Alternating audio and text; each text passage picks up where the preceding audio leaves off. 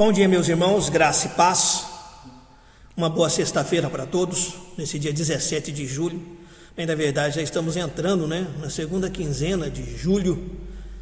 Que Deus continue nos abençoando, suprindo as nossas necessidades. Ontem eu comecei a dar início a Isaías 42, onde, diferentemente da sua conversão, Deus está agora apresentando um servo que estaria trazendo a palavra de Deus.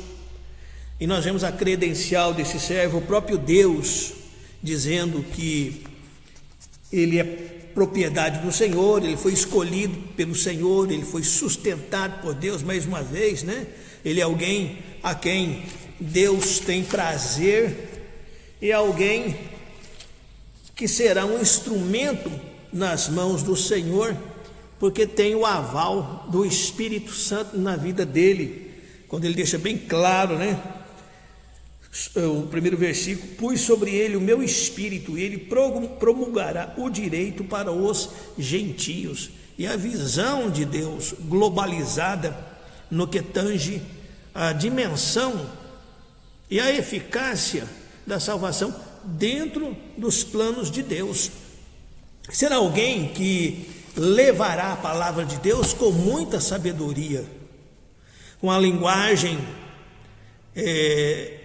cândida, sem apelação, sem escrachar, sem os humilhar. Alguém também que não vai fazer estardalhaço, como nos dias atuais nós vemos, pessoas e igrejas prometendo coisas que Deus não dá o aval de cura, de evangelização e coisa e tal, Versículo 2: não clamará, nem gritará, nem fará ouvir a sua voz na praça. Então, sem estardalhaço, na certeza de que, tendo a consciência de que é um instrumento, e quem vai agir, quem vai trabalhar, é o profissional que está usando esse instrumento.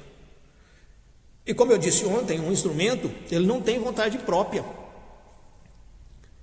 ele realiza o desejo que está na mente e na capacitação do profissional que o usa.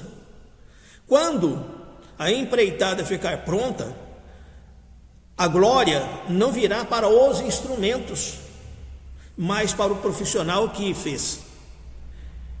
Também, se alguma coisa der errado, eles não vão culpar o instrumento, mas sim o profissional que usou esse instrumento.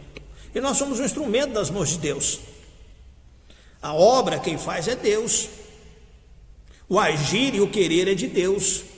Somos apenas e tão somente um instrumento, que fomos escolhidos entre tantos, para que pudéssemos trabalhar em parceria com Deus, dentro da instrumentalidade e o Senhor nos usando. Versículo 3: não esmagará a cana quebrada, nem apagará a torcida que fumega. Em verdade promulgará o direito. Em verdade promulgará o direito. É a segunda vez que nós vemos essa expressão direito, Também, olha, ele não vai ofender, porque há quem diga que essa profecia, esse momento desse servo, seria após a volta do cativeiro, quando Deus mudasse a sorte do povo, quando Deus tirasse o povo do cativeiro, o povo ia voltar totalmente quebrado espiritualmente. Então o profeta ele não ia intensificar mais a moral baixa do povo, Então ele não vai esmagar a cana quebrada. Eles já estão quebrados, já estão feridos, estão arrependidos, estão culpados. Aí, se você ficar ainda aumentando mais a quebradura, era um momento de recuperação, era um momento de restauração. É como um filho ou uma filha que erra, ou um marido que adultera, ou a mulher que adultera, ou alguém que erra, independente do erro, a pessoa vem totalmente fragmentado, desmoralizado. Espiritualmente, então, nem se fala. Então, se a pessoa ainda ficar falando do erro que o fulano cometeu, é tripudiar em cima de alguém que está caído. E nós vemos em muitos casos, muitas mulheres fazem isso em relação ao marido, muitos maridos fazem isso em relação às mulheres, muitos pais fazem isso em relação aos filhos, e fica complicado a restauração, seja do casamento, seja da autoridade paterna e materna e vice-versa. Então veja, esse profeta, ele não ia tripudiar, se a coisa estava difícil, eles já estavam culpados. Acho muito interessante, né? Então não vai esmagar a cana quebrada, já está quebrada, então é recuperação. Nós não devemos ser coniventes, ok? Não devemos ser coniventes, mas também nós não devemos ser algozes. E outra coisa, né? Nem apagará a torcida que fumega, ou seja, aquela cana que foi quebrada, a torcida, pegou fogo, né? Para queimar a palha e interromper esse processo. Era assim que esse servo, com toda a sabedoria, ia exercer o seu ministério. Por isso que Paulo diz que ele fez de tudo para com todos, para que de alguma forma pudesse ganhar alguns para Cristo. Nós não devemos, em momento de restauração, acusar. Eu vejo tantas acusações no momento de restauração, uma restauração conjugal, uma restauração paternal, uma restauração na igreja. É interessante que às vezes na igreja um membro erra, ele faz 1.600 coisas boas, mas pisa na bola uma vez, ele está perdido para o resto da vida. Todo mundo só fala do pecado que ele fez. E nós não devemos, então, não somos juízes. Tanto é que para aquela mulher que foi pega em flagrante adultério, e ela adulterou com um homem ou com uma outra mulher, que seja, né? Eu não sei se naquele tempo a sem-vergonhice já era tão intensa assim, talvez o fosse, mas ela estava adulterando com alguém, fosse homem ou fosse mulher. Mas cadê o candango que estava com ela? Cadê o caba? Cadê a outra mulher que estava com ela, se fosse outra mulher? Se trouxeram só a mulher. E o objetivo a gente sabia, né? Sabemos que não era a moral ou a religiosidade que foi ferida, mas tentar ali buscar subterfúgio para condenar Jesus, se ele absolvesse ou se ele condenasse. Se ele absolvesse, ele não tinha autoridade de juiz para fazê-lo. Se condenasse, ele não era o Deus amoroso. O que Jesus diz? Olha, aquele que não tem nenhum pecado, que seja o primeiro a tirar a pedra. E Jesus ficou ali escrevendo, o que ele escreveu não sei, e um a um se retirou. Só ficou ali a mulher e Jesus. O que Jesus disse para aquela mulher? Alguém te condenou? Não, mas ninguém me condenou. Porque quem sabe talvez tinham pecados maiores e piores do que o daquela mulher.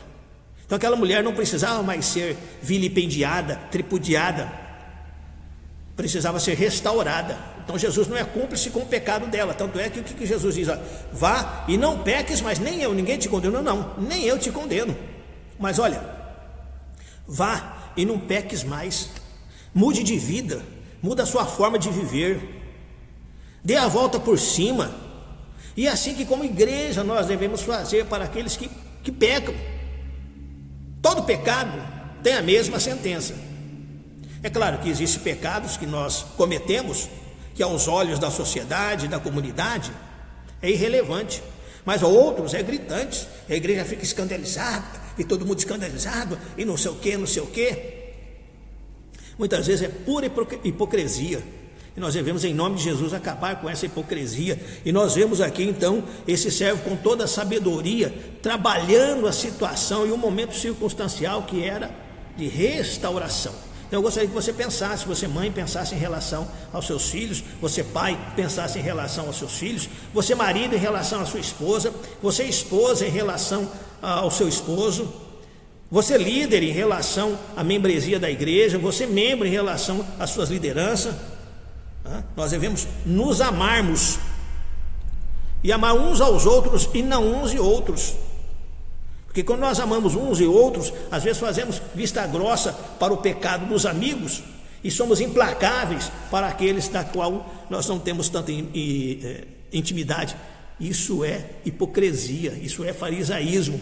Então Deus está chamando um servo dando sustentação, escolhendo, selando, dando capacidade, dando aval, para que ele pudesse então exercer, externar o direito. Alguém que ia falar com muita sabedoria vinda dos altos céus, não seria truculento, não faria estardalhaço, não prometeria algo que não possa cumprir. Porque hoje a gente vê tantas igrejas, pastores e líderes prometendo algo que não pode cumprir, e a igreja fica cheia de pessoas vazias, só atrás da bênção de Deus, e não do Deus da bênção.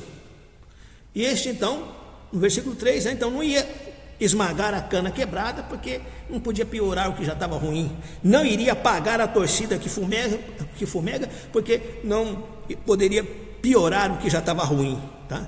Mas iria apontar o caminho certo e o que a pessoa devia fazer, como Jesus fez para aquela mulher, né? Adúltera: vá e não peques mais. Um abraço para você, meu irmão, uma boa sexta-feira. Não, já sextou. Deus continue abençoando a você, a sua família, suprindo a sua e as nossas necessidades, fortalecendo a nossa fé, aumentando a nossa esperança, né? E no mais, irmãos, olha, joelho no chão e boca no pó, seguindo em frente, socando a bucha, até sábado, até amanhã de manhã, né? Quando estaremos iniciando ali o final de semana.